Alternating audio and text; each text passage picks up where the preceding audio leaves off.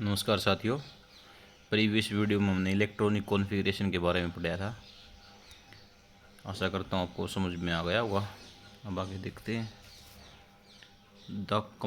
उसमें था एक जो इलेक्ट्रॉन को लूज करता था ना, उसको तो बोलते थे कैटायन, और जो इलेक्ट्रॉन रिसीव करता था जिस पे नेगेटिव चार्ज होता था उसको बोलते थे एनायन। अब the compound formed in this manner by the transfer of electrons from a metal to a non-metal are known as ionic compounds और इलेक्ट्रोवैलेंट कंपाउंड। ये क्या है? वो एक कंपाउंड जो ट्रांसफ़र ऑफ इलेक्ट्रॉन से बना है। एक मेटल ने इलेक्ट्रॉन दिए और एक नॉन मेटल ने इलेक्ट्रॉन लिए, तो ट्रांसफ़र ऑफ इलेक्ट्रॉन से जो कंपाउंड बने उसको क्या बोलेंगे? Ionic compound. या जो कैटायन और एनायन से मिलके बने हैं ना, तो क्या बोलेंगे उसको?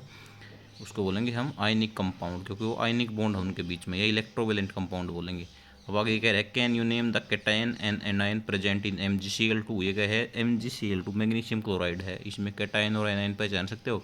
कैटायन तो कौन हो गया? मैग्नीशियम हो गया, और एनायन कौन हो गया? क्लोरीन हो गया। मतलब कैटायन प्लस वाला और एनायन नेगेटिव चार्ज वाला।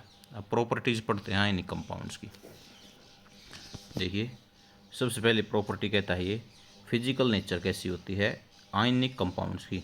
आयनिक कंपाउंड मतलब जो कैटायन और एनायन से मिलके बने हैं, आयन से मिलके बने हैं जो ionic compounds are solids and are somewhat hard. जो आयनिक कंपाउंड है सॉलिड होते हैं, ठोस होते हैं, और हार्ड कठोर होते हैं because of the strong force of attraction between the positive and negative ion. क्योंकि देखो आपने ये पढ़ा होगा पीछे भी कि जो अपोजिट चार्ज होता है ना, वो आपस में क्या करता है? अट्रैक्ट करता है एक दूसरे को। देखो, एक कैटायन था जिस पे पॉजिटिव चार्ज था, और एक एनायन था जिस पे नेगेटिव चार्ज था, तो पॉजिटिव नेगेटिव आपस में क्या करेंगे? अट्रैक्ट करेंगे।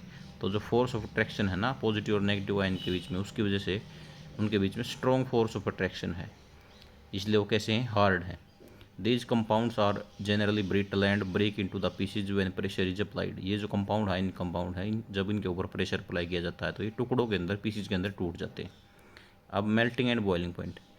आयनिक कंपाउंड्स आर आयनिक कंपाउंड्स है वो high melting and boiling point. जो आयनिक कंपाउंड है ना, जो कैटायन एनायन से या आयनिक बॉन्ड से बने हैं, जो उनका मेल्टिंग और बॉइलिंग पॉइंट कैसा होता है? हाई होता है।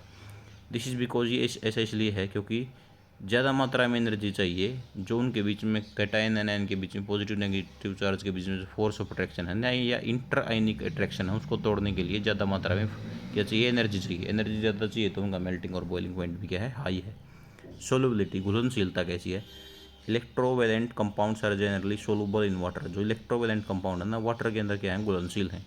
And insoluble in solvent kerosene petrol etc. लेकिन ये केरोसिन पेट्रोल ऐसे सॉल्वेंट के अंदर क्या है? अघुलनशील हैं। वाटर के अंदर घुलनशील, और केरोसिन पेट्रोल जैसे सॉल्वेंट के अंदर अघुलनशील।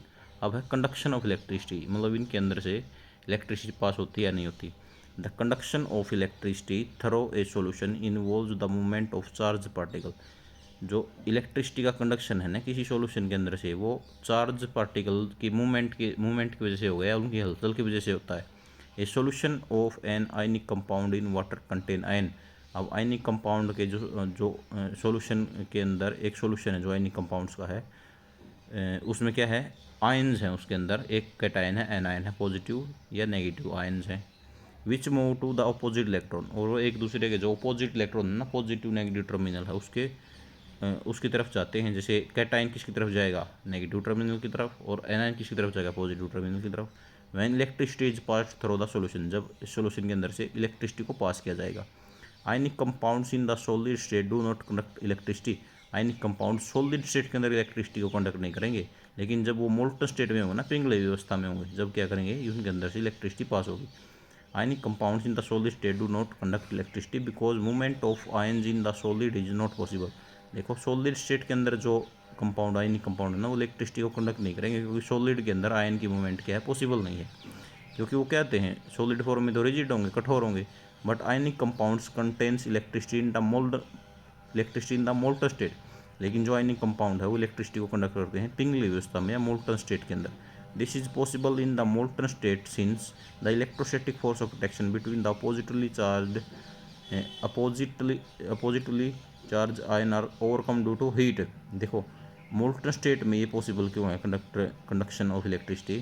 क्योंकि उनके बीच में जो फोर्स ऑफ अट्रैक्शन है ना, अपोजिट चार्ज आयन के बीच में, और ओवरकम ड्यू टू हीट, वो हीट के हीट के द्वारा क्या हो जाती है, ओवरकम हो जाती है। दस इस प्रकार द आयन्स मूव फ्रीली, इस प्रकार जो आयन्स है ना वो आसानी से फ्रीली क्या कर सकते हैं, मूव कर सकते हैं और कंडक्ट इलेक्ट्रिसिटी। और उनके अंदर से क्या होता है, अगर आयन्स की मूवमेंट होगी फ्रीली तो इलेक्ट्रिसिटी या जो बिजली है उनके अंदर से कंडक्ट होगी। इसका मतलब क्या हो गया कि सॉलिड स्टेट के अंदर जो आयनिक कंपाउंड है ना उनके अंदर से इलेक्ट्रिसिटी पास नहीं होगी, लेकिन अगर वो मोल्टन स्टेट में पिघली अवस्था में तो उनके अंदर से क्या होगी, इलेक्ट्रिसिटी पास होगी। क्योंकि मोल्टन स्टेट में जो आयन्स हैं पॉजिटिव और नेगेटिव वो फ्री होते हैं मूव करने के लिए, मूवमेंट कर सकते हैं, इसलिए मोल्टन स्टेट में वो इलेक्ट्रिसिटी को कंडक्ट करते हैं। ये क्या था, ये था कुछ प्रॉपर्टी थी आयनिक कंपाउंड्स की। आयनिक बॉन्ड कौन सा था, जो कैटायन और एनायन से बनता है। कैटायन जिस पे पॉजिटिव चार्ज होता है, जैसे क्या था Na पॉजिटिव था, ये कैटायन है। और एनायन जिस पे नेगेटिव चार्ज है, जिसने इलेक्ट्रॉन लिया है, जैसे क्लोरीन 1 नेगेटिव था। तो कैटायन और एनायन के मिलने से जो कंपाउंड बनता है ना वो कैसा है, आयनिक कंपाउंड। जैसे NaCl क्या है, एक आयनिक कंपाउंड है।